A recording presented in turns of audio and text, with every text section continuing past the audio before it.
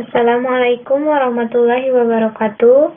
Kami mahasiswa IAID Darussalam Ciamis dengan kelompok apel yang beranggotakan Yani Mulyani, Yuliani, Elon Abdul Malik, dan Widaningsih.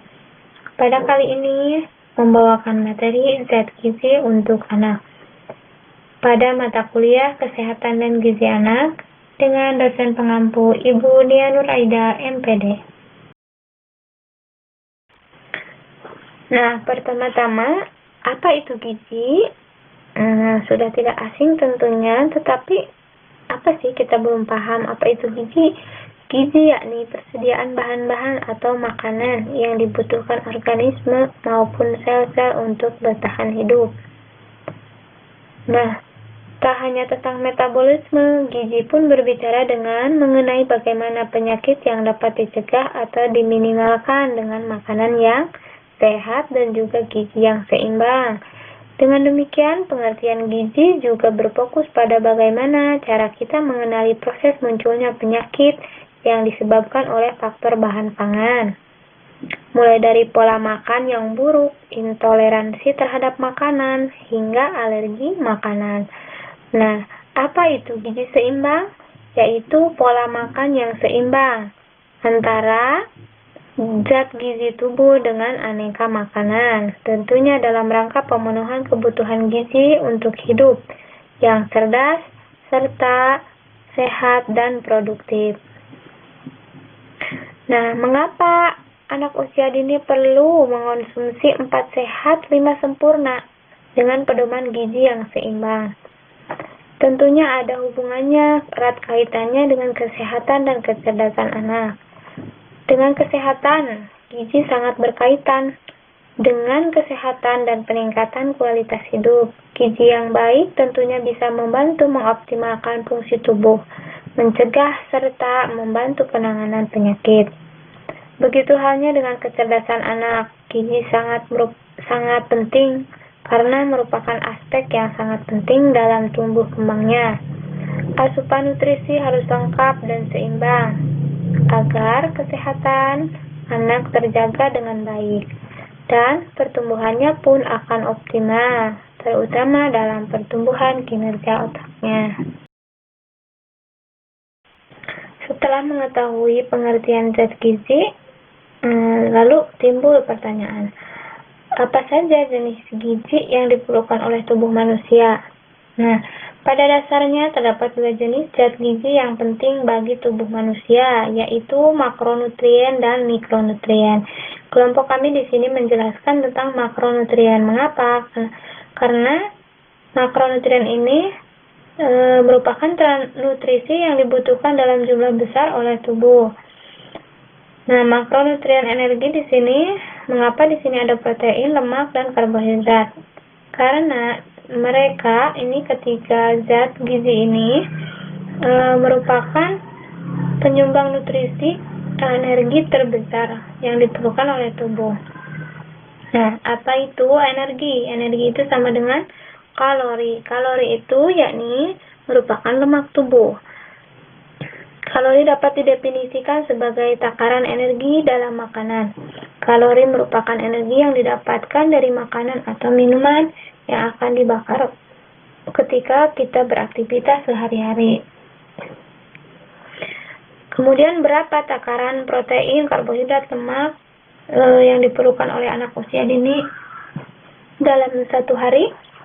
Protein yakni 35 gram per hari. Protein berperan penting dalam pembentukan struktur tubuh, fungsi-fungsi sel, regulasi sel, makhluk hidup, dan juga virus. Protein juga bekerja sebagai neurotransmitter, sebagai pembawa oksigen dalam darah. Kemudian lemak. Berapa kebutuhan lemak? 62 gram per hari. Lemak itu zat organik hidrofobik yang bersifat sukar larut dalam air. Karbohidrat. Total karbohidrat yang diperlukan oleh anak usia dini yakni 220 gram per hari, di mana karbohidrat itu merupakan gula atau pati dan juga serat yang ditemukan pada buah-buahan, biji-bijian, sayuran, dan produk susu. Nah, ketiga ini memiliki kalori atau energi. Lalu berapa keseluruhan energi atau kalori yang diperlukan oleh anak usia dini dalam sehari penuh? Yakni 1.600 kalori per hari. Kami di sini kelompok apa menyajikan beberapa menu makanan sebagai rekomendasi untuk diberikan kepada anak usia dini untuk memenuhi kebutuhannya pada zat gizi per hari penuh, satu hari penuh. Ini ada pada makanan pagi, makan pagi atau menu sarapan, yakni pisang raja. Sini terdapat 50 kalori, sangat besar.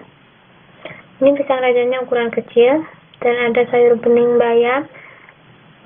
Ini tidak dicantumkan, hanya memakai roiko dan air, itu tidak menyumbang energi sama sekali.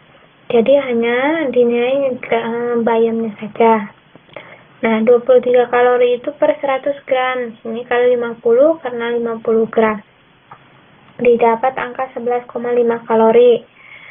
Untuk air putih 1 gelas, nah itu air juga tidak menyumbang energi atau kalori terhadap tubuh. Sini ada protein dan lemak, juga karbohidrat. Pada pisang terdapat 23,07, sangat tinggi ya.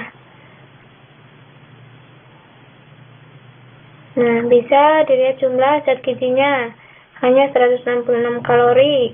Kemudian proteinnya 3,83 gram, lemaknya 0,7 gram, ya sangat kecil. Karbohidratnya 38,83 gram. Lanjut menu makan siang. Nih, ada ayam bakar, nasi putih, dan bihun kecap. Nah, jangan lupa juga air putih 1 gelas. Nah, tidak dijelaskan cara menghitungnya tadi sudah. Nah, ini nasinya 100 gram yang juga dipadatkan, sepertinya tidak seperti yang tadi tidak dipadatkan. Kemudian lanjut ke menu cemilan, ya. Cemilan ini setelah makan siang ada susu ultramilk rasa tidak ada rasa ya, 200 ml, dan sukro ini 20 gram. Adapun menu makan malam di sini ada nasi goreng dan telur ceplok, juga susu pelengkapnya ya. Mari kita jumlahkan kalori, protein, lemak, karbohidrat dalam sehari penuh. Terdapat total kalori dari zat gizi yang telah disajikan. Tadi yang disajikan total kalori 1.556 kalori. Nah, jumlah ideal yang seharusnya yakni 1.600. Ini masih kurang 4 kalorian ya. Tidak apa-apa. Terus total protein 38,09 gram, seharusnya 35 gram per hari. Ini berlebih, tapi tidak terdapat angka yang perbedaannya yang signifikan. Total lemak 68,30 gram, seharusnya 62. Ini lebih dari 5,66 gram, tidak apa-apa. Total karbohidrat 219,46 gram. Nah, sini kurang. Mungkin bisa dari penyajian menu tadi bisa ditambah untuk mencapai angka tersebut.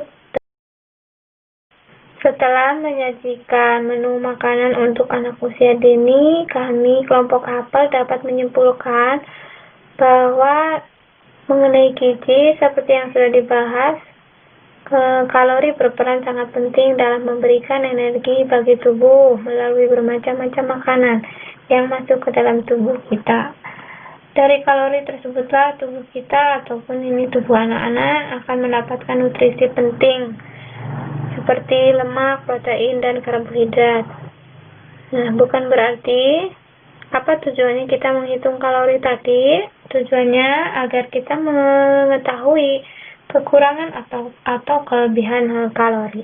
Karena dari kekurangan dan kelebihan pun ada beberapa efek yang harus diwaspadai terhadap anak-anak usia dini. Mengingat anak usia dini dalam masa pertumbuhan harus lebih diperhatikan, karena jika kekurangan kalori Ada beberapa efek yang harus diwaspadai sebelum terdampak ya pada kesehatan anak, seperti menurunnya imunitas otak, tidak bertenaga, gangguan hormon, gangguan kesehatan pada rambut, kulit, dan kuku.